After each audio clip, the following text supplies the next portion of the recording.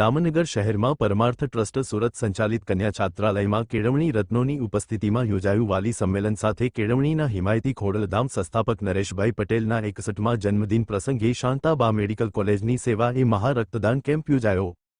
દામનગરમાં પરમાર્થ trust સુરતની કન્યા છાત્રાલયમાં સમગ્ર સૌરાષ્ટ્રભરના અનેક તાલુકાઓમાંથી સમસ્ત લેઉવા પટેલ સમાજની દીકરીઓને ઉચ્ચ શિક્ષણ માટે વિનામૂલ્યે વિદ્યાભ્યાસ સહિતની સુવિધા સાથે 251 દીકરીઓને નિઃશુલ્ક પ્રવેશ આપતા ઉદારદાતા રત્નો। શૈક્ષણિક વર્ષ 2026-27માં વર્ષમાં સમસ્ત લેઉવા પટેલ સમાજની 251 દીકરીઓને વિનામૂલ્યે ઉત્તમ સુવિધા સાથે ઉચ્ચ શિક્ષણ માટે પરમાર્થ ટ્રસ્ટ સુરતની દૂરંદેશીની સરાહના સાથે અનેક કેળવણી પ્રેમી દાતા રત્નોની ઉદારતા બદલ આભાર વ્યક્ત કરતા પૂર્વ યુવા સાંસ્કૃતિક મંત્રી બાવકુભાઈ ઉઘાડ, જાણીતા મોટિવેશનલ સ્પીકર પિયુષ ધાનાણી, પરમાર્થ ટ્રસ્ટના ભરતભાઈ માંગુકિયા સહિત ખોડલધામ સંસ્થાનના ટ્રસ્ટીઓ, કન્વીનરો, કેળવણીના હિમાયતી ખોડલધામ સંસ્થાનના સંસ્થાપક નરેશભાઈ પટેલના 61મા જન્મદિન પ્રસંગે કન્યા છાત્રાલય પરિસરમાં રક્તદાન કેમ્પનું અમરેલી શાંતાબા મેડિકલ કોલેજની સેવાએ સુંદર આયોજન કરાયું હતું। રિપોર્ટ નટવલાલ ભાતિયા।